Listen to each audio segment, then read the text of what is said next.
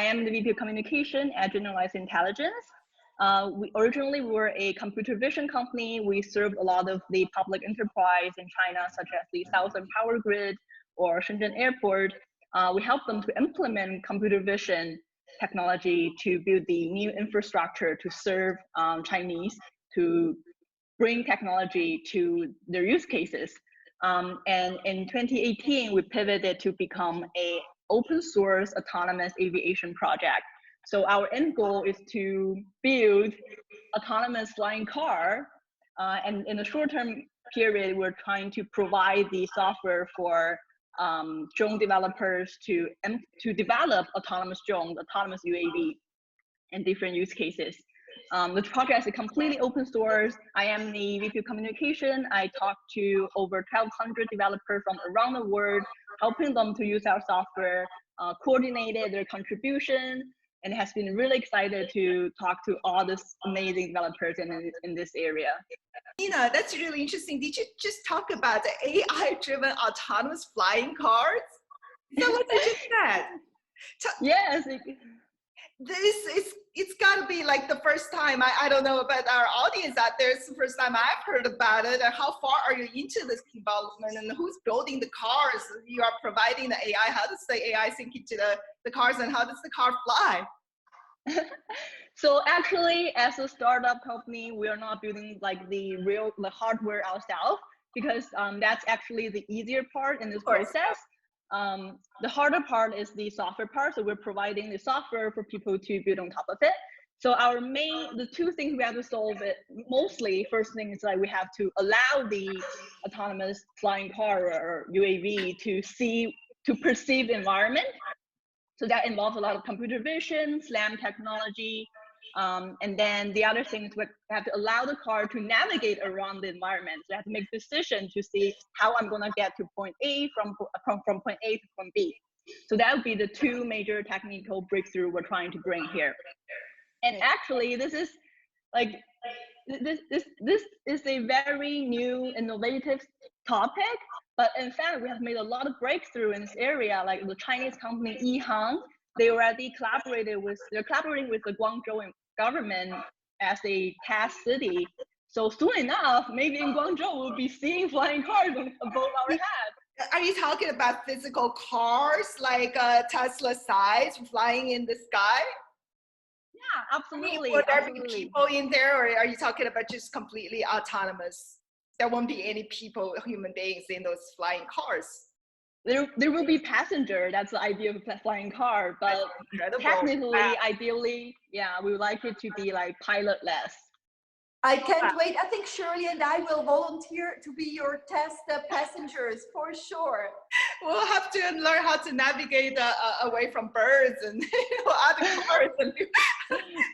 Well, that's incredible. So when is the projected timeline? Right, Yihang is already having the test with the Guangzhou government, and they have a base in Sichuan province too. So in Sichuan province, more like a confined space where they could do testing. But in Guangzhou, they're actually trying to bring it in as a real like traffic network. I couldn't remember the timeline, but I assume within the 5 years, this would be happening. And what we do at Generalized Intelligence, or the project itself is called Generalized Autonomous Aviation System, we're trying to democratize this technology. So not only Yihang could build it, maybe like some other car manufacturer company, like I know Audi is already experimenting with it, like Airbus is experimenting with it. So it would be really nice to have a universal system in all the flying cars, because eventually they have to be able to communicate with each other to become a network. Right. It's interesting, we've just barely moved into the phase of talking about smart cities where, traffic lights is going to be driven by big data, essentially to allow more traffic efficiency. And so when there are, let's think about it, I mean, 60 billion people driving cars in the sky? I mean, you don't even have a traffic lights. How people are gonna, cars are gonna park and allow other cars to pass, and how these, aviation systems are going to be built? So this is actually very interesting, because often when we talk about autonomous flying car, we think of autonomous driving, like what Tesla is doing. And we usually compare them with each other. And one thing that's like flying car has advantage is that if we think about our road on the ground, when we build those roads and build all these traffic rules, we build as if people are driving. So all the rules are tailored to human being drivers. But flying car, we actually can design a completely new system from the very beginning that it's tailored to autonomous flying cars. So this is one area that's different from autonomous driving, and we're very hopeful about it. And we have a terminology called UAM, called Urban Air Mobility System. So hopefully we have like autonomous delivery, autonomous flying car, all rolling out at the same time, going under the same rule. Yeah. I mean, I love the idea of flying in a car, but I also, you know, I'm just thinking, oh gosh, if I'm going straight and another flying car comes this way, I'm just going to be ready to drop. I hope getting a driver's license is going to be easy as well, and you know that we can avoid any car accidents in the sky. But it really seems like sky is not the limit anymore, Nina. And I also hope that these, you know, cars will be less polluting and you know a bit less harmful for the environment as well. But it really looks like China is leapfrogging that trend as well. Absolutely, absolutely. Because China is one of the most has the most congested traffic in some cities. So the idea of flying car is that we believe in something called VTOLs, vertical takeoff and landing flying machines. So we'll take off on a high-rise building, on the roof of a high-rise building, and then we'll fly as if it's like an airplane, it's a fixed wing, and then we'll land directly vertically as a helicopter onto another roof. So this hopefully will free up some of the congestions on the ground. It sounds still a little bit like utopia though, because of course you will need a lot of permissions, you know, to fly above Beijing. It's very kind of military airspace and, you know, controlled by the government, of course, as well. But talking about these grand plans, we have the Yanghui, the two meetings going on in, well, Beijing, but more virtually right now, these 2 weeks.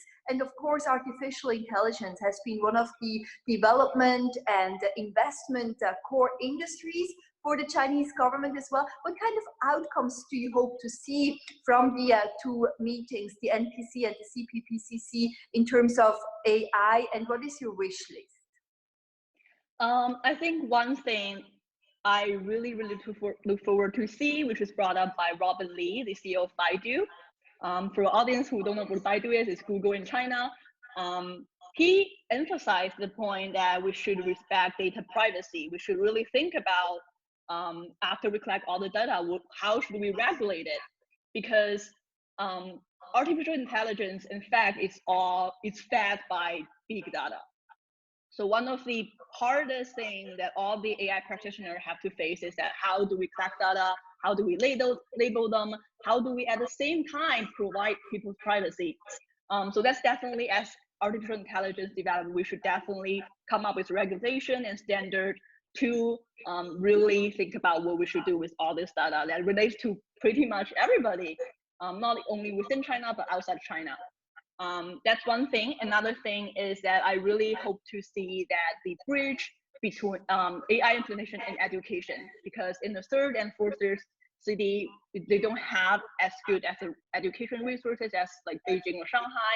And I think AI would really be a bridge to really deliver that education resource to those areas. So Nina, during the pandemic in China, we saw, you know, in a lot of, particularly the remote areas, the government used the drones and tell people who didn't wear a face mask, go home. And so that was very effective. So tell us, so drones, obviously an AI technology has been widely and more widely adopted during the COVID-19 crisis, and perhaps even more post the COVID-19. Do you see any sort of government major push in building AI infrastructures in the current decade? I think the COVID-19, it's a horrible instance, like everybody is facing some difficulty at this moment. But in fact, because we are facing all these challenges as as mankind, as a species, we are able to see like how we can push our technology forward. So as you said, like drone is being implemented everywhere in China to monitor people wearing facial masks. And actually, all this technology have been there for years. This is not an innovation, right? This is just an innovation in terms of use case, but not like the core technology itself. Maybe So, not innovation for you, but innovation for the rest of the world, right? Sorry, but yes, sure. Yeah, so like all this thing we know that we could do that like probably a year, 2 years ago, but we just didn't have the motivation to innovate it. We didn't think of this use case. So now during pandemic, we see, wow, actually drone could be used to survey the city, to protect our safety, and like, the robot that can like deliver medications in the hospital. So like we get better imagination on what our use case of AI or robotics. And actually, two of the biggest UAV companies in China, one of is XAG, another one is DJI. Everybody knows about DJI. XAG is more about, they're specialized in agriculture drones. So they have been serving farmers to use drones to spray pesticides. So both of them established special fund to see how drone could be utilized in the healthcare area. So this is definitely a new use case that I have never heard of before. I think maybe the only use case that I heard of drone utilizing in healthcare was in an American company was delivering blood in Africa using autonomous drones. That was the only use case. But now because of pandemic, we can think of so many different ways that drone technology could be benefiting healthcare industry. Of course, Lisa, there are so many advantages in AI, right? But a lot of critics are saying that AI-driven drones and robots could basically be used in warfare, these kind of killer robots and so on. And there's also a whole movement when it comes to ethics in AI. A lot of people working in, making AI more ethical as well. What kind of, reaction do you have to the kind of counter movement when it comes to AI? Drone technology, very sadly, it was originally built in the military use case. So it's built for military use case, and it's only commercialized after technology was more mature in the military use case. But I think now every country, even China, we have both government and industrial regulation organizations that we're consistently discussing how we can regulate better, how we can push the technology forward while keeping everybody's data privacy, keeping everything safe. But definitely, I think it really comes down to corporate social policy. Like all these big companies that have all this technology, are they willing to put in the effort to protect everybody? So definitely, it's a two-way. One is from the corporate side, another one is from the government side. So Nina, you just mentioned earlier as well that for your open source, you work with over 500 scientists all over the world. Do you work with any scientists from the United States? Yes, definitely. So in terms of technology, in this increasingly, I should say, decoupled technological environment between the two countries, how do you build an open source with American scientists and vice versa? I think open source originally was supposed to be free, and it's very hard for us to see that the governments are getting into the way of being open source, because open source basically means everything's free, everybody could use it, everybody could contribute to it. But we did, after we see what's going on between the two countries, we did have uploaded our code in Git at the same time alongside with GitHub. So it's always safe for companies to have like a backup plan at this moment, but we do hope that the government could give the space to the open source project to allow the developers on the world to work together. You talk about DJI. I did a little bit of homework a couple of weeks ago. Actually, one of the DJI's executives who's fairly young, actually, I mean, as brilliant as you, who told me, he said, well, you should, DJI is way ahead of the competitors, and the companies doesn't even even think about the game of competing with the other companies, because they are, they not only have 70% plus of global market share, but also their technology is just way, way, way ahead. And so talking about these drone technologies, give us a realistic sense, how far ahead is China? DJI definitely has the most market share in terms of commercial drones. So DJI definitely is a unicorn in its industry. There's no doubt about it. Everybody agrees with that.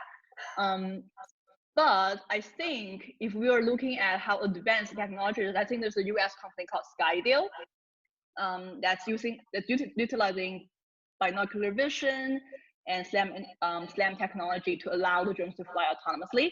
I think technology-wise, that company is more advanced than DJI, but it's definitely like a more of a niche market, because DJI is more serving people who really enjoy flying drone itself. It's almost like think about a car race, right? The people don't want autonomous cars in their car race, enjoy driving the car themselves.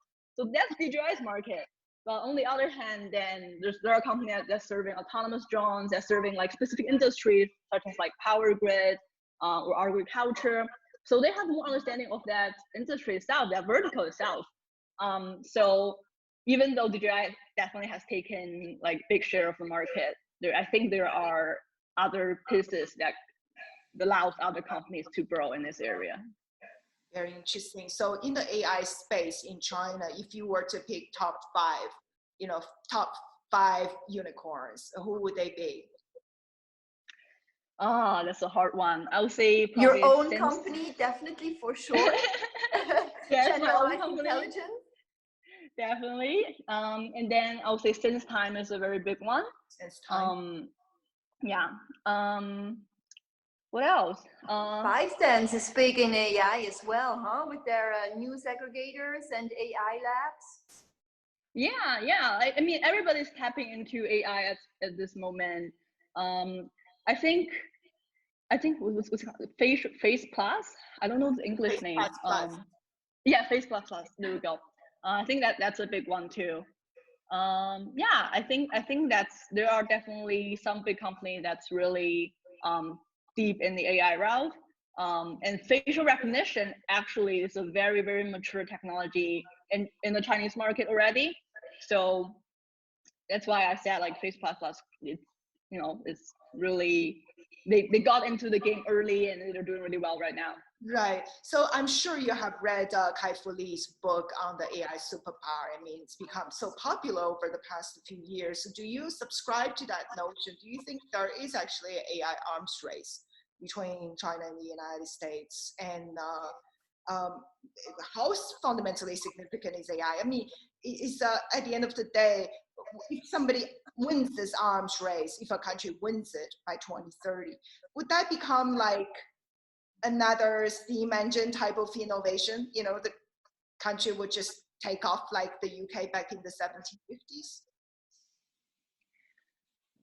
I think so. Especially China is using, like, Chinese government is really tying AI and 5G and all this like niche technology with new infrastructure. So really trying to build it from the ground and tying with like economy of the country. So if 10 years later, I think AI definitely will become a big part of the society and will in fact impact everybody, how people live, how the economy is running, how the society is running. So definitely, I think that could make a huge impact. And as much as I don't like it, but like I think it's worth for the company to fighting for. I'm sorry to ask too many questions at the same time, but do you also believe that between China and the US now, there is actually an arms race going on? I mean, in the economic sense, of course. In the definitely, AI. Yeah, I think so. Definitely. That's been Nina, interesting. And where do you think this is going? You mean the arm race, or? Yes, and the AI winner ultimately, I guess, will be China, right? that I cannot say. What I can say is that China, compared to other part of the world, is very open to trying new technology. So Chinese like technology industry is very, has that like that energy that they're willing to experiment anything, just anything. They're willing to push to the limit of regulation, because once you started pushing technology, then regulation will accommodate. And I think Chinese entrepreneurs and Chinese AI industry are willing to do that. Whereas in other part of the world, companies are more like to wait for the regulation to be established and then they will implement. So that's definitely the difference I see from the US and China. And of course, to answer that same question, I think you know, we obviously hope the ultimate winner is humanity as a whole. But Nina, perhaps you know, on a very, very cruel subject on a Sunday evening, I didn't think a young girl would actually be thinking, you know, along those sorts of terminologies. But you did, you know, in our earlier communication, talk about the possibility of discussing would AI led drones be allowed to kill. So talking about, you know, very, very militaristic sort of situations. So tell us what's your idea. Can AI-led drones be allowed to kill? Personally, I don't think so. I don't think so. I mean, technology-wise, of course, like it's feasible from a technical point of view, but definitely we should never do that. I mean, AI right now in the medical field, we're putting so much friction there just to like make sure the AI is, you know, diagnosing the right thing. Like we're teaching the AI to as if it's a doctor. We're trying to save people, and then we're being very careful about it, because what if they make a misjudgment and then people could die or suffer from it? But then if at the same time we use the same technology to kill people, then we're kind of like contradicting ourselves, right? Like, well, and it's so easy to get out of hands, right? Because right now we have a biological virus, the pandemic, a coronavirus, and then if you have a technological virus in computer systems, and then you know, the killer drones, they could do what they want, right? I mean, it's all man-made, woman-made at the end of the day. So we have to make sure that this is not going to happen, of course. Yeah, definitely no, definitely. I'm against that. It's a horror scenario, right? Definitely. Nina, we have to give some big shout outs as well to our partners at LinkedIn, because we found you through them, and basically you are a LinkedIn KOL, a key opinion leader in China. So I want to ask, like, you know, having this kind of position and this kind of outreach and audience as well, what do you want to tell your followers? And as a young woman in AI in China, what is your dream? Actually, I'm working very closely with a community called Ladies Who Tag. So we're trying to bring gender equality in the STEM industry. So I'm their community manager in the Beijing chapter. So we're really trying to sit down with like policymakers, with women in the STEM industry, trying to make them grow, trying to bring equality. So definitely, I hope to see more women join me like in this AI journey, in this technology journey, to bring more innovations to the world. Yay, thank you. Oh, that's so incredible. I wish my daughters could join you very soon. But Nina, we thank you so much, and we certainly hope that the two proposals that you talked about, the congressional sessions, will be passed, and that'll be significant for, I think, for China and the many people involved. And thank you so much for your time as well. Thank you so much for having me. I had a great time talking with you two ladies.